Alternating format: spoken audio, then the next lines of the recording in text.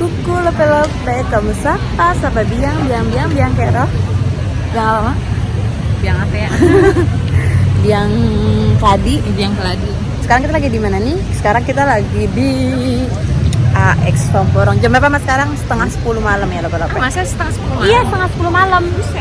Kalau jam 9:30 malam itu 9:30 mah 21:05. Kagak percaya banget sih lu. 9:30 ya. Kagak percaya dia. Kagak percaya udah 9:30 cuy, masih serang karena musim panas. Nah nih belakang kita ini namanya belakang ini ada yang nongol namanya Amelia Sufi. Nama Amelia siapa? Jadi ya ganti nama. Kita bikin video dulu sono mak bentaran.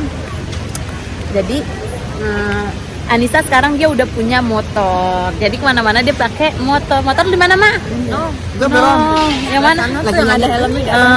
Namanya Mio juga. Helm lu kagak ini mbak. Helm lu kagak cuma aman nggak kayak Indonesia. Helm Ini mah aman. Iya. Kan lu bilang mau 2.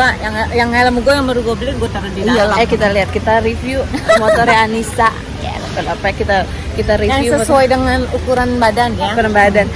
Dia ini pertama kali dia pakai motor.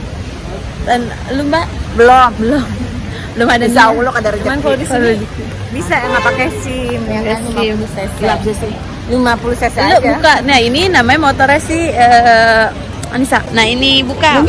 Orangnya pendek kan? Bisa goncengan kan? Ini apa Mio? Ini berapa cc mak? 50 cc nggak pakai. Ini nggak pakai SIM nih. Ini kalau yang ini dalamnya gimana? Sama kayak Oh dalamnya ada kita tuh.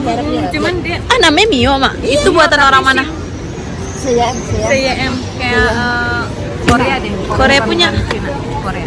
Jadi sekarang dia kemana-mana udah nggak naik bis, jadi babai bis ya, babai. Naci re, kayak Marna, Kan konfit ya kan laki gue. Covid mah. Covid bukan konfit. Gue konfit ya gue ya. Kamu covid mah. Tuh lihat deh, ini kecil nih. Coba lu naik mak. Lu naik. Lu fotoin gua sama Anissa ya mak. Nih mak. Ntar gua foto sama lu. Tahan. Jadi kita Manisa nih sekarang udah enak ya bu. Udah enak, udah alhamdulillah, udah enak. Nah Mbak Amel juga nih, Mbak Amel. Takut nyusul ya. Mbak Amel yang sibuk ya kan? Sibuk ya kan, seharusnya kan pekerja. Lu juga pekerja sama. Sekarang kita tuh nggak bisa, kan kemarin tuh banyak banget yang nanya, kemana sih Mbak Amel, kemana Mbak Amel? Ternyata Mbak Amel itu dapat berita sibuk kerja dan telah mendapatkan terima duka juga, terima musibah. terima duka lu gimana? Ada sebuah apa? Ada sebuah musibah. Musibahnya berita duka. Sedih gue salah. Berita duka. Jadi berita duka Mbak Amel ini dia lakinya meninggal dunia bulan apa Mbak? Tanggal 20 April. 20 April. Jadi pas gue ulang tahun 21 April lakinya meninggal 20 April. Tapi dia nggak ngubungin kita katanya karena COVID. COVID iya karena COVID. Terus akhirnya ya Dia terbatas. Dia kalau udah kerja tuh dia lupa sama kita kan. Kita juga lupa kan ya. Ya udah kalau dilupakan ya gue melupakan. Tapi kita mah tahu jangan kita masing-masing tahu karakter ya Mbak ya. Jadi kalau dimaafkan saja kalau misalnya ada kesalahan paham. Lama-lama Menunggu orangnya ngabarin ya kan. manusia terlalu putar kesalahan. Nah namanya kan kalau gue kan orangnya tidak mendam dan Mbak Amel juga tidak mendam. Jadi kalau misalnya ada cecok-cecok sedikit ke rumah tangga gitu ya bu, pasti adalah hal-hal sedikit. Tapi kita mah orangnya biasa aja gitu ya biasa. Kalau misalnya Mbak Amel lagi kurang kasih sayang gitu kan, gue tidak memperhatikan, dia mencari kasih sayang lain gitu, mencari kasih sayang seorang laki atau perempuan? Laki. Jadi dia tuh selama 3 bulan itu dia ngurusin surat-surat lakinya meninggal, sibuk. Karena lakinya itu kagak ada keluarganya di sini ya Mbak ya. Nggak ada keluarganya di sini, jadinya apa-apa Amel semuanya. Terus juga waktu itu dia di Bali kan Mbak ya? Dia di Bali.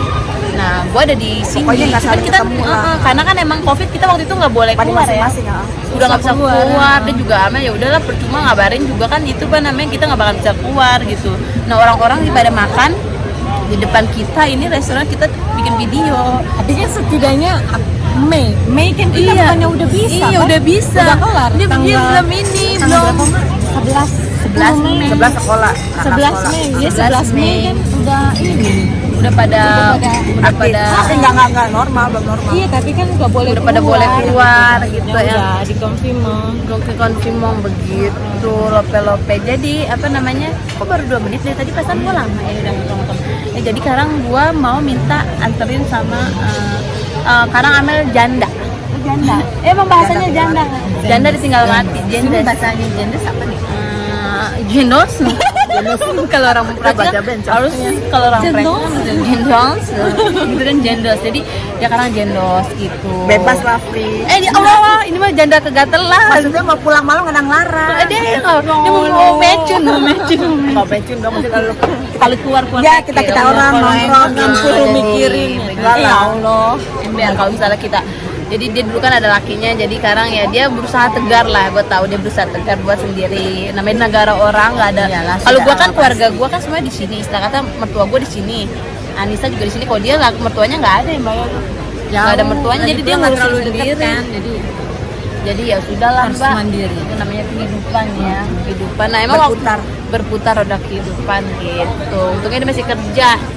Gitu ya, Ya tapi untungnya ada teman-teman lah yang ngasih support. Support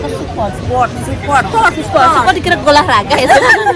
Amin mah kayak gitu teman-teman terdekat. Dulu aja apa nama ortodoks, orang disuruh ngomong otodidak dia gini, gue tuh belajar ortodoks. Ortodoks itu mah agama Mbak.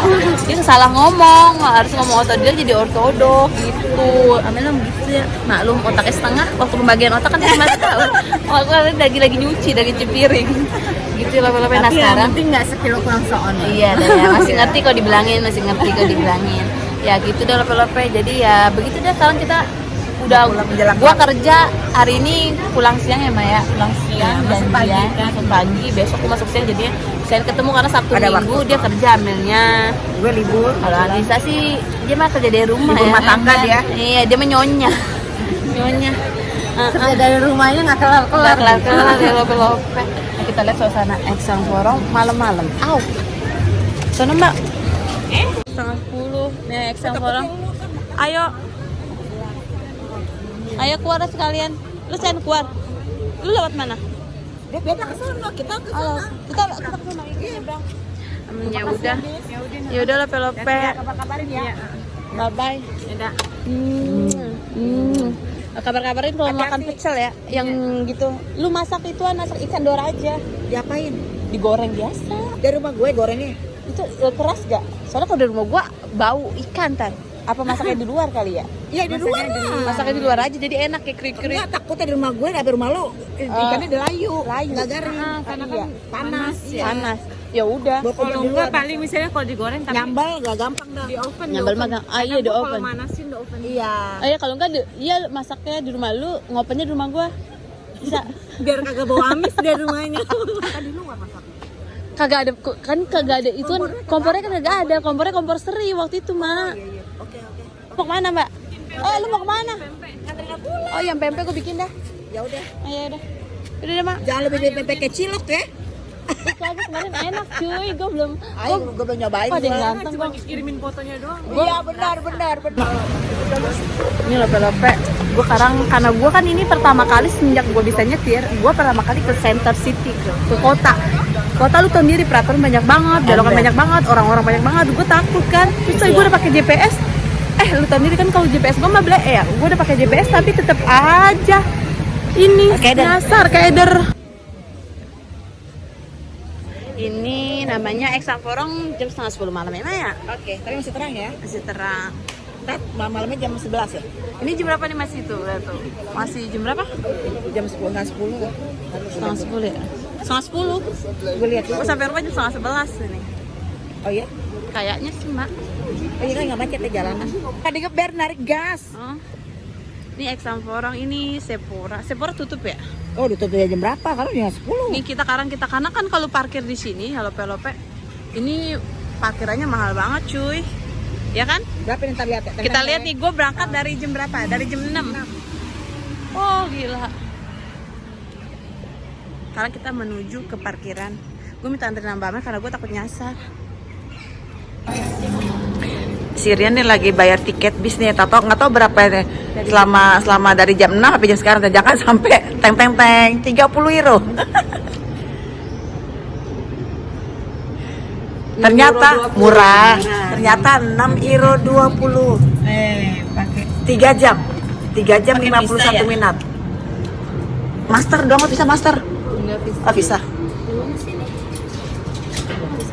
Bisa pakai koin bisa kan? Bisa. Terserah koin aja. Koin aja deh. Gimana caranya?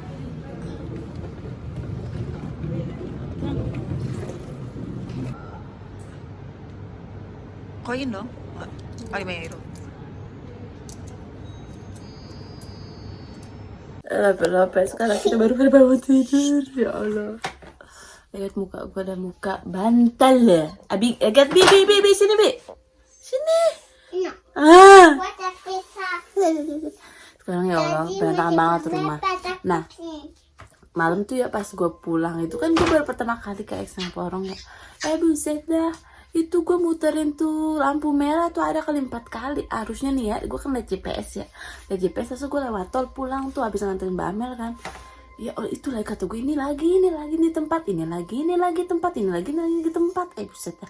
Sampai berapa kali harusnya tuh di GPS gue 15 menit lagi nyampe rumah.